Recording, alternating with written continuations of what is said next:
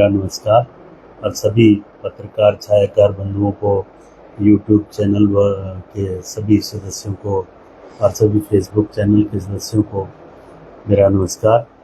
और आज जो है महात्मा गांधी जी की और लाल बहादुर शास्त्री जी का, दोनों का पूर्व प्रधानमंत्री थे जो लाल बहादुर शास्त्री जी, जिन्होंने जय जवान जय किसान का नारा दिया, और राष्ट्रपिता महात्मा गांधी ने जो देश को आज़ादी दिलवाने के लिए अपना योगदान दिया। आज दोनों महापुरुषों का जो है आज जन्म दिवस है। मैं दोनों को नमन करता हूं और दोनों का राष्ट्र के प्रति जो समर्पण था उन्हें भी नमन करता हूं। और जैसा कि चुनाव प्रचार अभियान चल रहा है, 5 अक्टूबर को चुनाव होना है और कल चुनाव प्रचार का आखिरी दिन है। तो कल हम जो है रोड शो के माध्यम से डोगरान मोहल्ला मुल्तानी चौक, मेरी दुकान है, शॉप है गौतम सैनिटरी स्टोर डोगरान मोहल्ला में, वहाँ से हम एकत्रित होकर गाड़ियों के माध्यम से पूरे शहर में जो है प्रचार के लिए निकलेंगे। और ये रूट रहेगा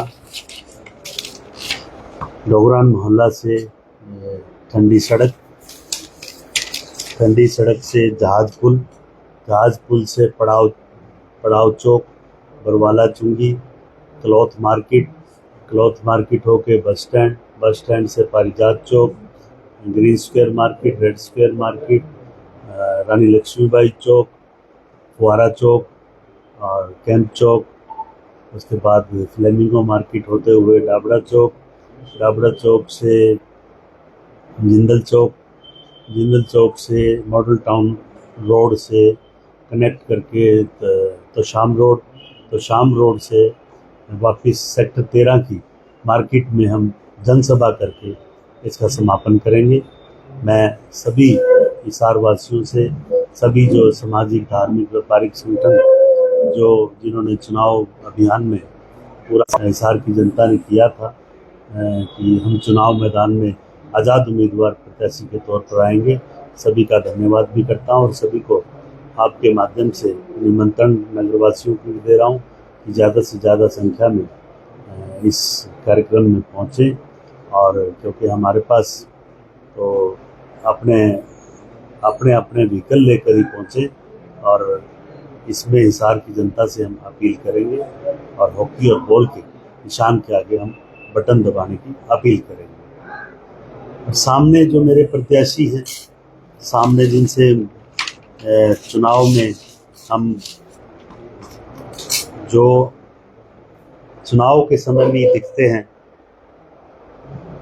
2014 से 2024 तक जो आज घर घर जो प्रचार के लिए, कहीं सज्जन जिंदल जी, कहीं पृथ्वी जिंदल जी, कहीं उनका पूरा परिवार, कहीं भारतीय जनता पार्टी में रहते हुए नवीन जिंदल जी भी छुप के आ रहे हैं। तो ये सभी जो परिवार के सदस्य जो आज हिसार में दिख रहे हैं, 2014 से 24 तक ये जो सभी लोग, क्योंकि इससे पहले भी इनके पास सत्ता रही, 10 वर्षों का इनका कार्यकाल पहले रहा, उससे पहले भी इनके पास सत्ता रही, एकदम इन्होंने 10 साल जो है शहर वासियों को, अब जो हम कह रहे हैं कि हम सपने पूरे करेंगे, उस समय इन्होंने शहर को बिल्कुल अनाथ क्यों छोड़ा। ये शहर की जनता ये सवाल जो कर रही है, इनको जवाब देना चाहिए।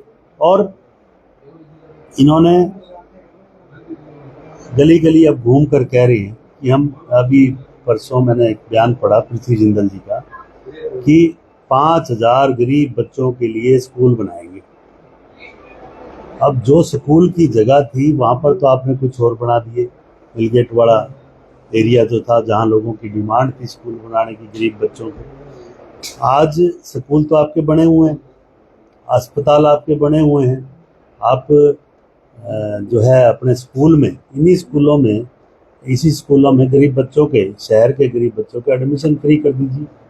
आप अस्पतालों में इलाज फ्री कर दीजिए। आपके पास तो बहुत CSR का जो पैसा आता है, उस CSR के पैसे से आप हिसार की जनता को बहुत कुछ दे सकते हैं।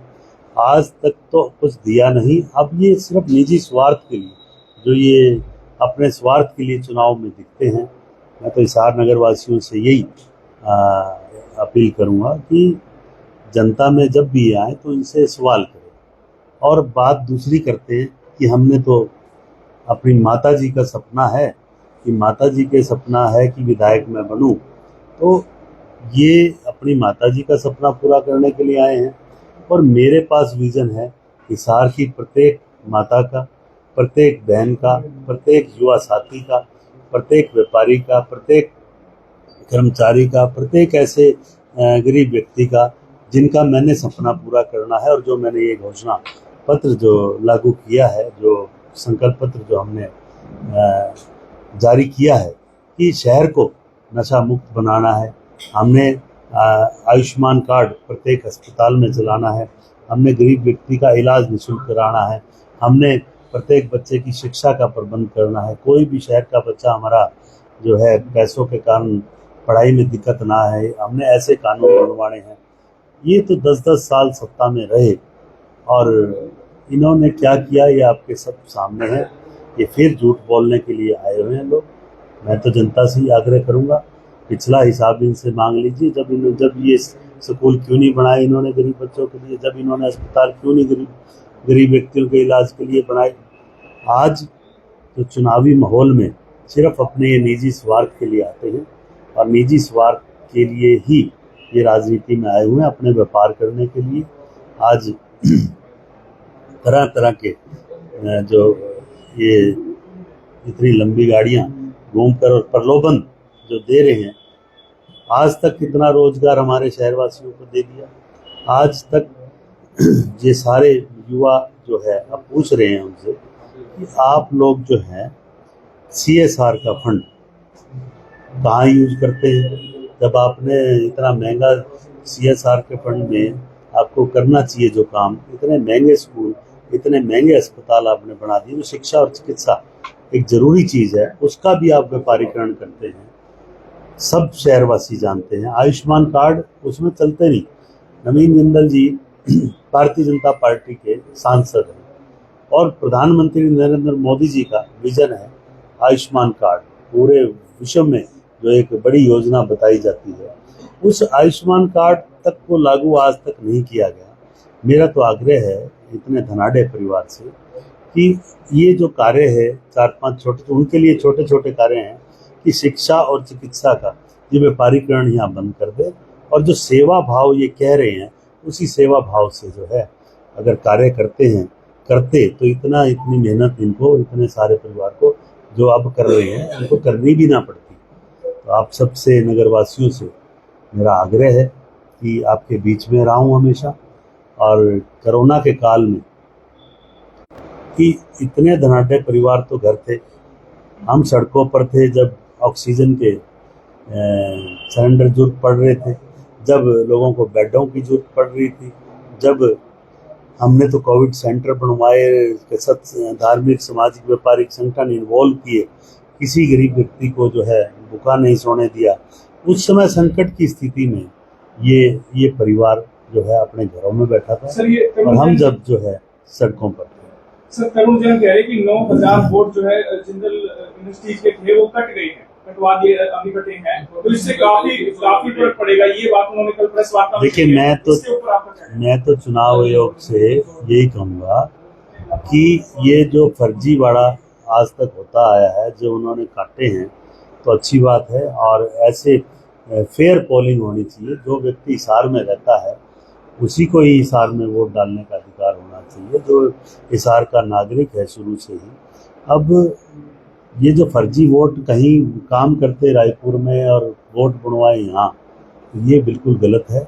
और आईडियाँ जिनकी गलत यहाँ बनी हुई है, ये फैमिली आईडी, आधार कार्ड, सारी चीज़ें इनकी चेक करके तभी वोट डालने देना चाहिए। ये तो नहीं तो हिसार की जनता तो अपना प्रतिनिधि चुनने जा रही है। फिर रायपुर वाले आके वोट डालें या और कहीं से, इनकी तो कई जगह इंडस्ट्रियां हैं, उनके अगर ये वोट यहाँ बनवाते हैं तो हिसार की जनता के साथ ये जो है नाजायज काम है। नायब सिंह सैनी जी आज हिसार आ रहे हैं, क्या लगता है कितना वोट बैंक में फर्क पड़ेगा? क्या बीजेपी अपनी समान बचा पाएगी हिसार के अंदर? देखिए, अच्छी बात है, मुख्यमंत्री जी आ रहे हैं और ये तो आए बात पता चलेगा क्या आप अपील करते हैं, किसके लिए अपील करते हैं और क्या कहते हैं, ये भी अभी तक संशय है।